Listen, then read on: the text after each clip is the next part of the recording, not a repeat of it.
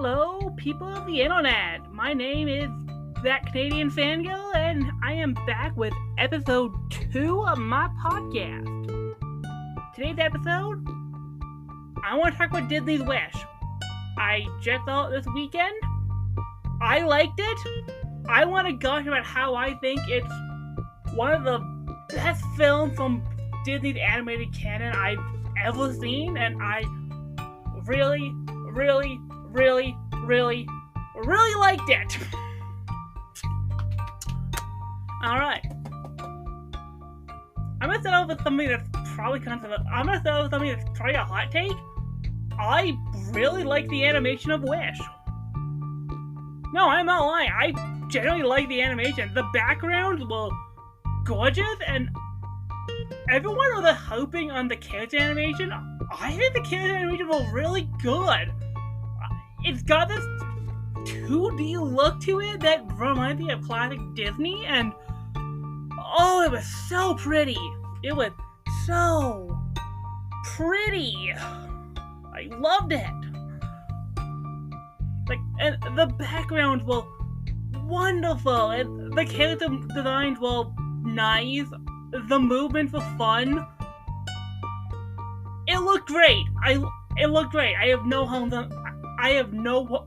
problem with the animation. The animation was one of the best things about it. And that being said, I like the story. I really like the story of Wish. It felt simple. It felt like a classic throwback to Disney, and Disney animation has been pretty good lately with, pushing the envelope, bringing in modern storytelling. For their 100th year, they're allowed to go back to their roots and bring in a classic fairy tale. And the fact that they have the traditional attack, it opened on a book. You got the traditional Once Upon a Time. The story felt simple. It was back about the wishing style and wishes and what is a wish, and it felt really charming to me. It didn't feel like they were trying to basically win audiences over. It felt charming. It felt simple. It felt nice.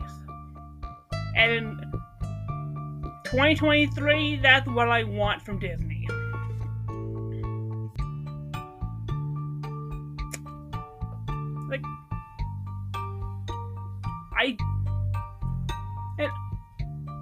The reason I want to talk about Wish, because everybody wants to talk about why Disney is disappointed this year and how Wish is the worst film ever. It's not. It's really not. People just want to hate on Disney because of the shit they're doing. But, Disney does good stuff. And they should be known for the good stuff that they do. I'm sorry for that. But, no. I will give pushback when Disney does really dumb shit, but when they do something right, they do stuff right. They know how to tell a good story. Right there with the story, I like the characters. I think Asha is one of the best female characters we've had in Disney in a long time. I'm so happy we have a female character in a Disney movie that is allowed to be quirky and kind of awkward looking. It's yes, make her awkward. Make her fun. It's that's what I want from a female character. I want them to be fun. I want them to be strong, but also rely on people to help. And Asha relies on people to help her. She is not the strong, independent female character with got emotions. I got this type that Disney is, and really Hollywood is so quick to basically, shove in our faces. It's God, it's so nice. It's so nice. Female characters have done a huge disservice because no one wants to go back to the days of the 50s where they were the downers and the stress and basically male emotional support. But the opposite of that is not strong female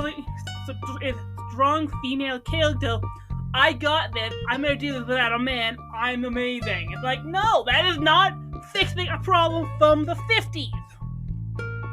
I would offend female characters so much because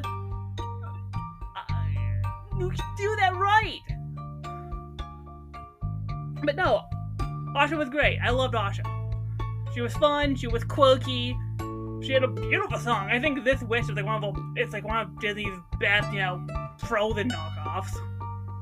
But yeah, it's obviously gonna be a Let It Go, and I think it's a better it's a great Let It Go. Like, props to going back to traditional Disney villains. No more stupid twist villains. King Benefico was great. Well, it's like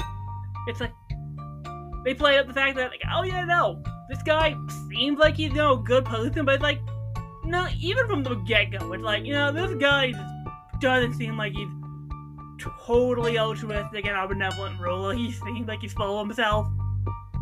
And then that leads to the twist where, like, oh yeah, no, he will turn to basically Doug Means to get what he wants, and it's great. I loved it. Probably the first time we've seen a villain fully embrace villainy since Dr. Felicia? I don't know, maybe Mother Gothel? Like, I'm probably on the same route. I mean, he's probably the same as like Mother Gothel and Tango, where it's like, yeah, we as the audience know this guy's clearly the villain, but like the characters are like, oh no, looks like he's on the up. Like Mother Gothel was trying to be benevolent until she didn't get what he wanted. That being said, great quote-unquote death scene for this guy. Probably the first time we got a great, Disney coming up in since, again, probably Dr. Felicia from Princess and the Frog. And he's being dragged to the other side by his, by his shadow. It's like, oh, that was a great scene. It's like, the animation on, well, okay, I'm not gonna go into spoil, but the animation over that was great. Like, okay. Like, I mean, that's really the only other characters. Like, all the other characters are basically, side pieces. Like, I like Josh's family. They were fun.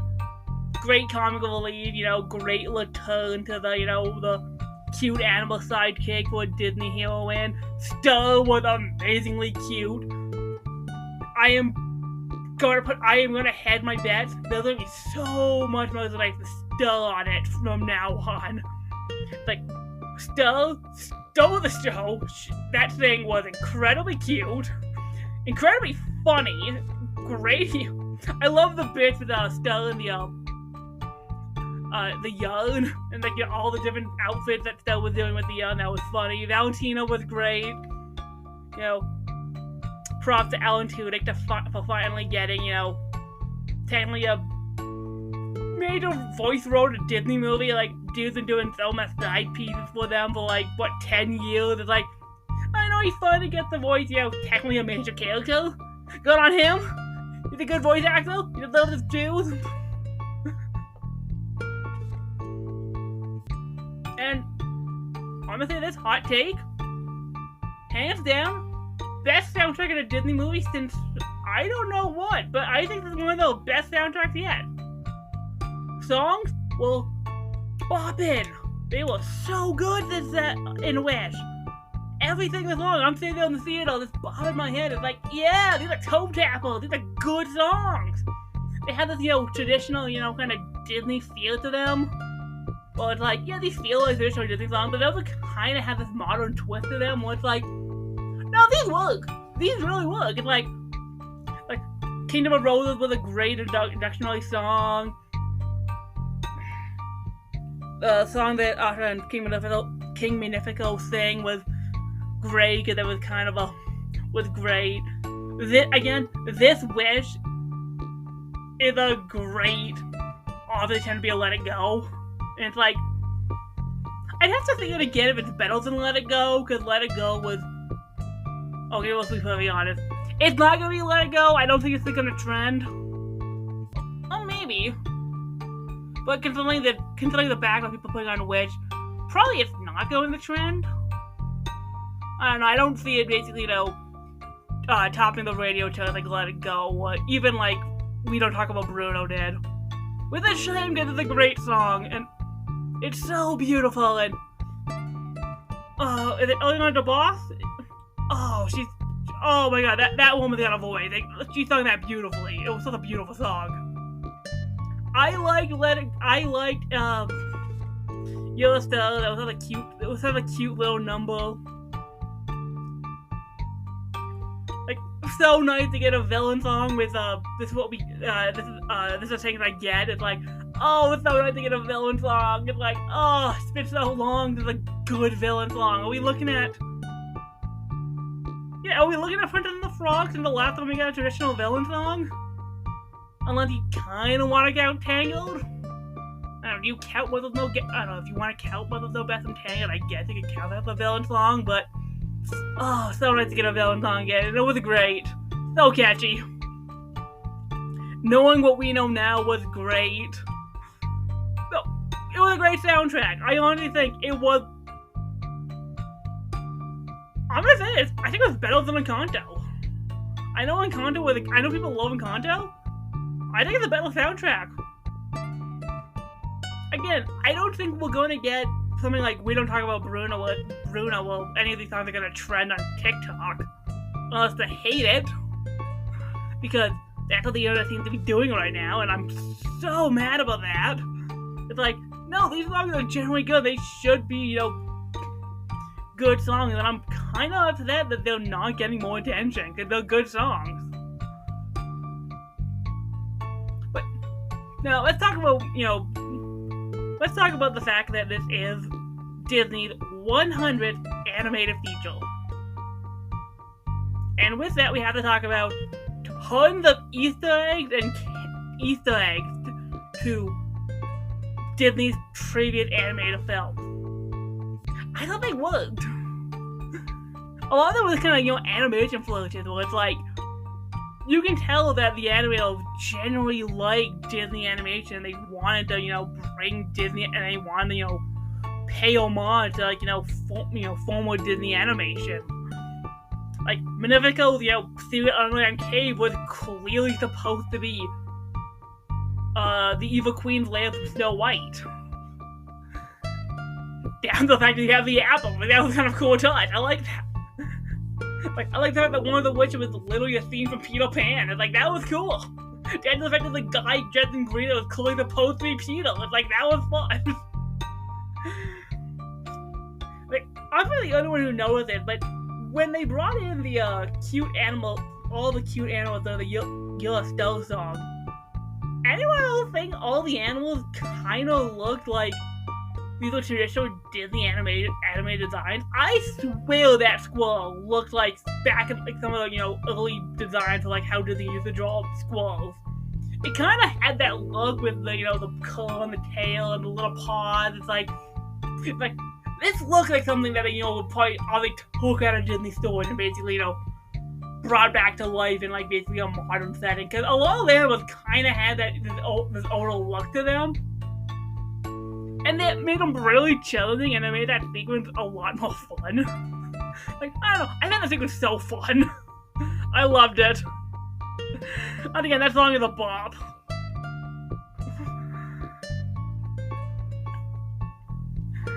And I'll be perfectly honest, it took me probably way longer than I would like to admit that Asha's friend was supposed to be a representation of the Seven Dwarfs. I was in the Seven Deadly Sins, that's completely wrong. It's like, oh, they're supposed to be the Seven Dwarfs, there's Doc, there's Happy, there's Grumpy, Sneezy, Sleepy, Bashful, Dopey.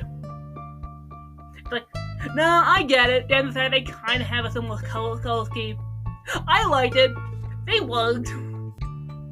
Asha's friends were great characters, for being her support system. Again, I like the fact that they were actively there to support her. It wasn't like Asha was like, no, girls, I got it, I can do this on my own. It's like, no, when push comes to shove, she needed them to basically step up and help her. That's the point of knowing what we know now. It's like, they came to help. It's like, yes, more of that.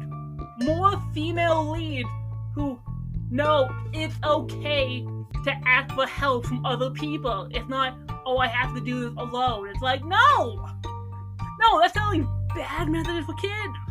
Particularly little girls. It's like, oh, you don't want to be dancing on the stress. It's like, fair enough. Don't tell them this go to emotion and basically take on the world alone. It's like, no. Girls need to know it's okay to basically, have that motion of emotional vulnerability and ask for help. It's like, this is too much for me. I need help. I mean, it's why I will defend Kairi and Kingdom Hearts.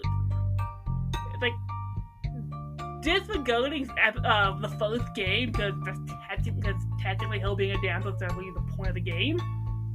Particularly in 3, I would offend her in 3. That's what I wanted to see from Kairi.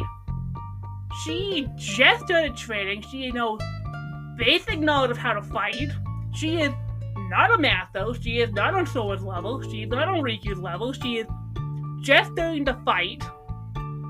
And for that reason, she's a good character.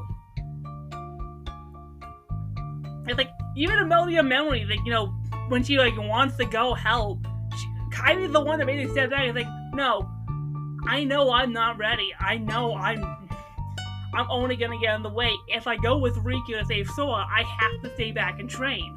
And Kairi's the one who basically, was like, I want to train with Master Aqua.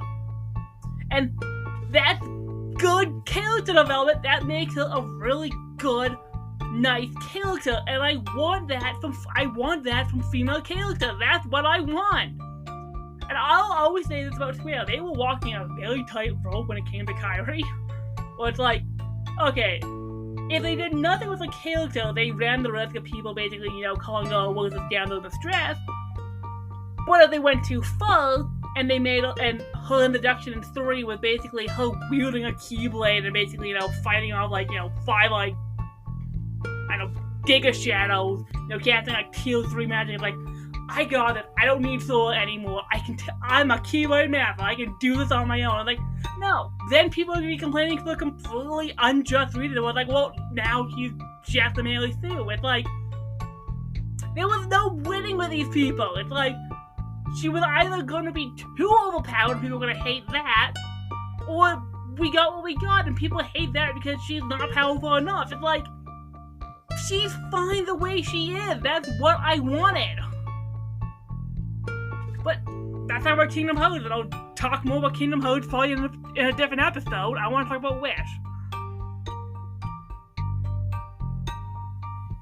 Yeah, Wish was great. I loved Wish. I like how Asha was, mainly motivated by, I just want to protect the wishes of my family. Like, my grandfather and my mother. They're being held captive by the king. I'm gonna go get them back. Because he's never gonna give them back, and he really only wanted them because it's how he benefits him. It's a personal, simple story that kinda gets complicated, but not really. I do like how they explain what exactly Wish is. It's like, it's this part of your heart that you basically makes who you are. And at the end of the day, it's not, we're gonna grant you wishes. It's like, oh yeah, no, these wishes be, a part of our personal identity. And these people can now strive to, make their own wishes and desires come true. And they don't need to rely on the king. It's like, that's a really sweet moral. I liked it. I found Wish really chilling.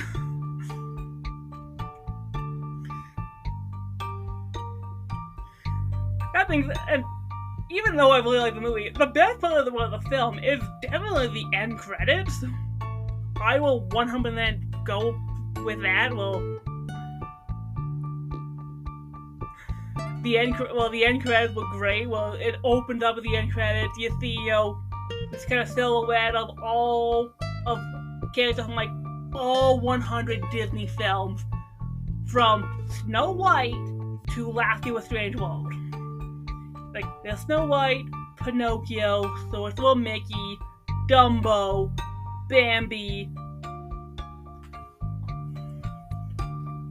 Every single movie gets representation. Even the ones that I think people were like, oh yeah, Disney made that. Like, thanks Disney for reminding me that Home on the Range exists. Or Chicken Little. That being said, I saw no Black Cauldron. That was weird. It's like, I know that was your lowest point, Disney. Where was the I didn't see Black Cauldron. Although maybe it was there, I missed it. But that was still in before they got to the rolling credits. So it's like, I was paying good attention. I didn't see no Black Cauldron. That was weird. Like, you're gonna acknowledge Home in the Rain without that. You know what the land is? I thought Treasure Planet. Strange World was right there at the end, which I thought was really weird. It's like, that seems odd. I thought maybe, at the very, very end, they would maybe have, like, Asha at the end, or maybe a Mickey, but they already had Social Mickey, so they probably want to do a Mickey, but it's like, I don't know. At the very end, it's like, oh, that's sweet. That was so touching.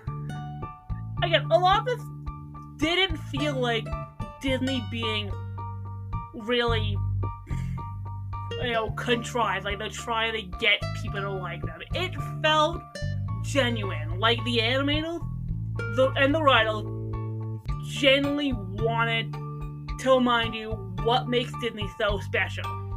They wanted to find that Disney charm and magic that we love about the company.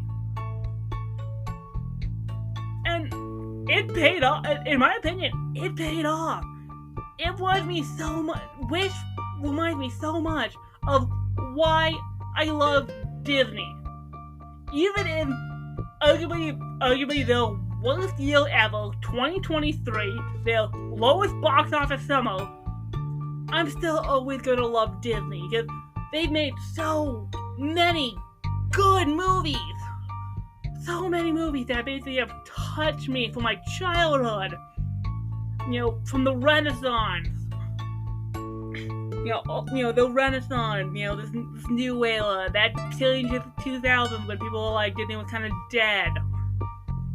The 80s when they were dead for a while. That period, the early days in the 30s when they made Snow White.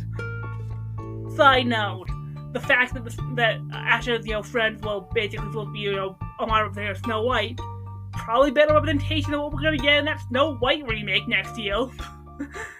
I'm not gonna see it because I've been bugging the Disney remakes too much, so. And it's not because of anything that's going on in the press, but I generally don't care. But again, you have all the stuff lobbying against Disney, and yes, there are things that Disney does that are generally not good. I'm not gonna. The stuff that Bob Iger said about the strike is still baffling. It's like, no, without relevant animals, you wouldn't have studio do. What the hell?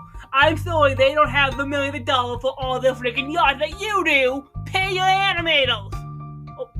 Pay your writers and your actors. I'm sorry, that is not rocket science, Bob.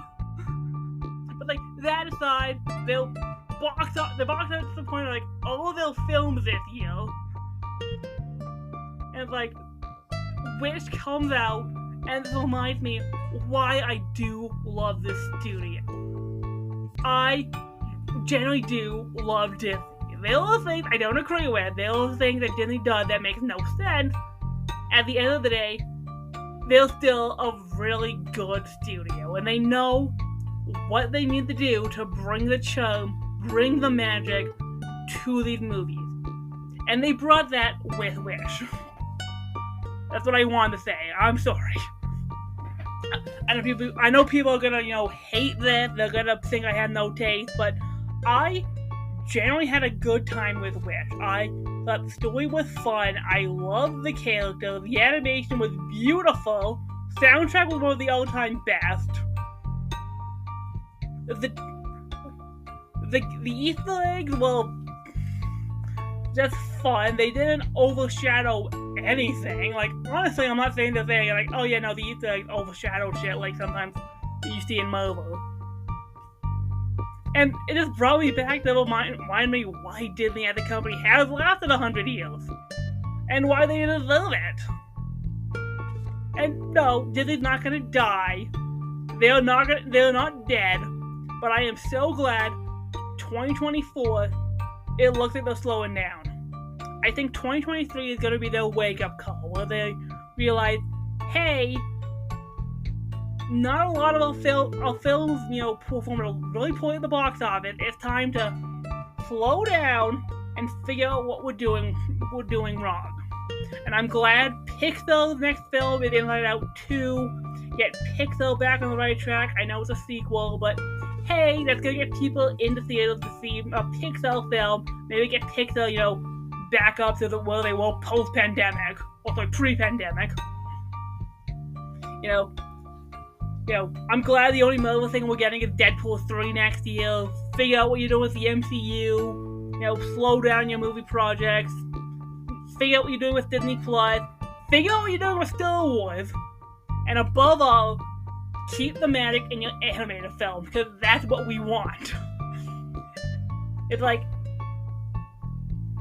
And, yeah, there's a lot you could do with that. Like, again...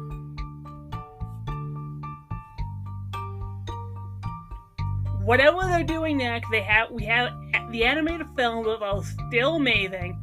Pixar still delivers some top-notch games. Star Wars, well, I don't know what they're doing with Star Wars, but now that they clearly have Dave Filoni in a position where he's now working, kind of on an equal fight with Kathleen Kennedy, maybe they'll figure out what they're doing with the movies. Get a movie out there. Figure out what you're doing with Marvel. We stop oversaturating Disney Plus. With Disney Plus, you have a good thing. I don't know what you do with Disney Plus. I don't know anything about stocks. Maybe slow down the Disney Plus stuff on the Marvel shows, the Star Wars shows. Fix whatever the heck you do with your anime stuff. I'm gonna say that. It is weird that you're screwing, that you want anime on your platform and you're screwing over distribution for that shit. Really, get Undead Unluck on your platform? It sucks. But I'm gonna say about the Disney Plus because I love Disney.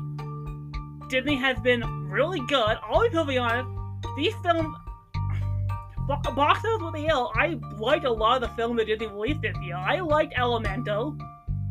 I thought Indiana Jones was fine. I liked Haunted Mansion. Like the Marvel stuff. Like, I like the Marvels.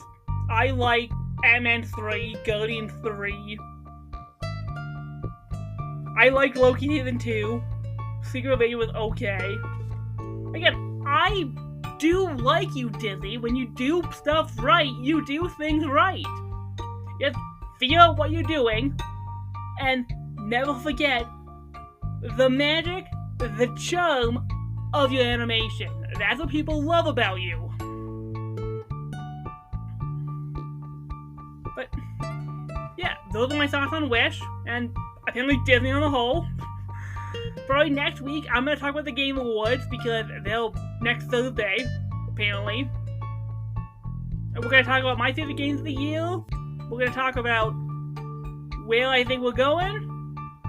Thanks for listening about my opinions of Wish. I'll see you next week. This is That Canadian Fangirl, signing off.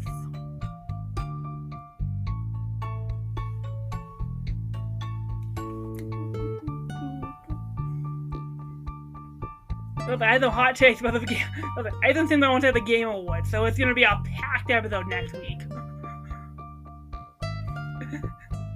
But yeah, see you later. I'm That Canadian Fangirl. Remember to love your fandom, because fandoms are kind of pointless, and if you like what you like, you're a fan of it.